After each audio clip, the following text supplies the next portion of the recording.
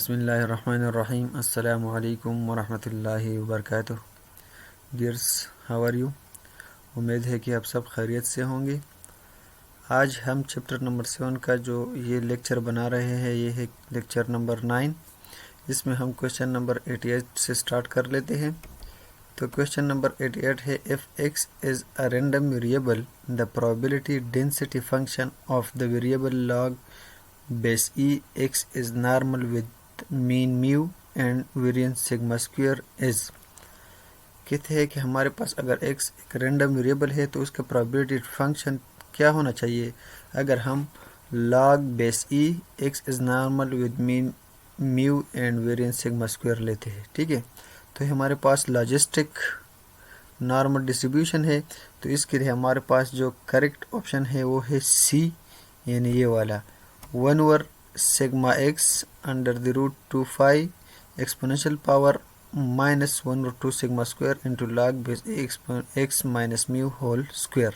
तो option number सी जो है वो करेक्ट ऑप्शन है। ठीक है, question number 89, if log base e x is normal with mean mu 1 and variance sigma square and log base e y is normal with mean mu 2 and variance sigma 2 square, the variable that is log base e x minus log base e y is distributed as। अच्छा, अगर हमारे पास दो variable है, एक है x और एक है y, ठीक है, और दोनों का है जो है हमने लॉजिस्टिक नॉर्मल डिस्ट्रीब्यूशन लिया है, तो फिर हमारे पास log बेस ई x माइनस log बेस ई y क्या होना चाहिए?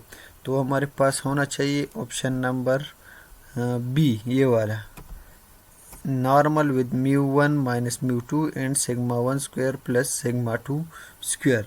तो ये ऑप्शन जो है ये हमारे पास होना चाहिए। ठीक है, question number 90, the variable of the logistic distribution function given is 1/(1 plus exponential power minus x minus alpha divided by beta is। अच्छा, इस लॉजिस्टिक डिस्ट्रीब्यूशन का variance, the variance of the logistic distribution, अगर हमारे पास logistic distribution function ये है तो इसका variance क्या होना चाहिए? तो इसका वेरिएंस जो है हमारे पास ए बी और सी में तो नहीं है, तो आते हैं डी की तरफ, तो डी ऑप्शन जो है वो हमारे पास करेक्ट है, ये वाला। तो ये होना चाहिए alpha phi square beta square divide by 3, तो ये करेक्ट ऑप्शन है। ठीक है, question number 91, the mean of the parity distribution F of x not theta is. इस डिस्ट्रीब्यूशन का जो अगर ये पेरिटिव डिस्ट्रीब्यूशन है तो इसका मीन क्या होना चाहिए? तो इसका मीन जो है वो हमारे पास यानी ऑप्शन नंबर बी जो है ये करेक्ट है, theta x not divide by theta minus 1 for theta is greater than 0, sorry for theta is greater than 1, तो ये होना चाहिए मीन इसका। ठीक है, question number 92, the variance of the पेरिटिव distribution F of x not theta is. अगर ये दोनों वेरिएबल है एक्स नॉट, सॉरी पैरामीटर्स है एक्स नॉट और थीटा, तो इसका वेरिएंस क्या होना चाहिए? तो इसका वेरिएंस जो है हमारे पास ऑप्शन नंबर सी जो है ये करेक्ट है, ये होना चाहिए theta x naught square by theta minus 2 minus into theta x naught by theta minus 1 whole square for theta is greater than 2। ठीक है, तो ये ऑप्शन करेक्ट ऑप्शन है। Question number 93, the mean of Weibull distribution with parameters alpha beta is greater than 0 is।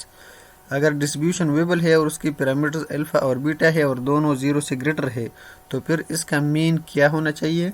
तो फिर इसका mean जो है ऑप्शन नंबर ए ये करेक्ट है, बीटा गेमा इंटू 1 प्लस 1/अल्फा, ये होना चाहिए। ठीक है, question number 94, the variance of the Weibull distribution with parameters alpha beta is given is।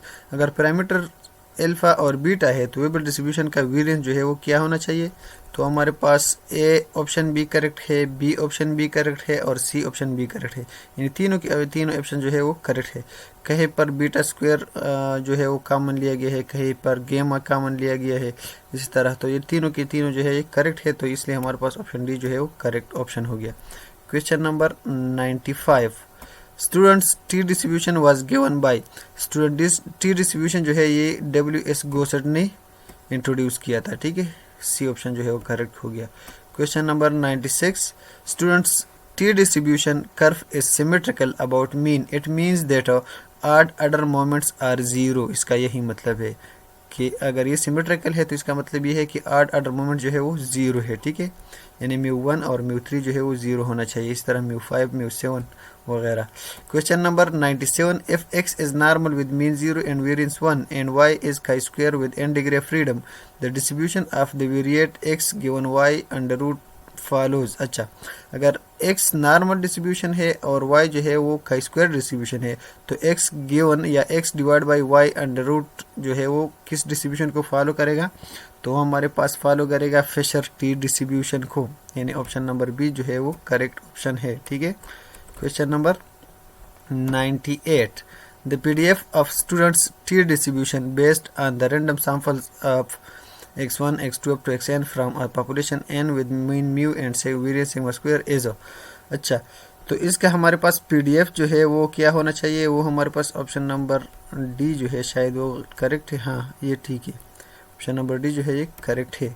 1 over under the root n-1 b into 1 over 2 and n-1/2 into 1 plus T square by n-1 whole power minus n/2। तो फिर हमारे पास PDF जो है वो ये होना चाहिए, ठीक है। Question number 99, the degrees of freedom for students T based on random sample of size n is. अच्छा, द डिग्रीज ऑफ फ्रीडम जो है स्टूडेंट्स T डिस्ट्रीब्यूशन के लिए based on the random sample of size n is, वो क्या होना चाहिए? वो हमारे पास n-1 है, ठीक है। डिग्रीज ऑफ फ्रीडम n-1 है। Question number 100, if the sample size n is equal to 2, the students T distribution reduces to। अगर n हमारे पास 2 है, यानी सैंपल साइज जो है वो 2 है, तो स्टूडेंट्स T डिस्ट्रीब्यूशन जो है वो किस डिस्ट्रीब्यूशन को रिड्यूस हो जाता है? वो हमारे पास काशी डिस्ट्रीब्यूशन को रिड्यूस हो जाता है, यानी फिर काशी डिस्ट्रीब्यूशन को फॉलो करेगा वो, ठीक है।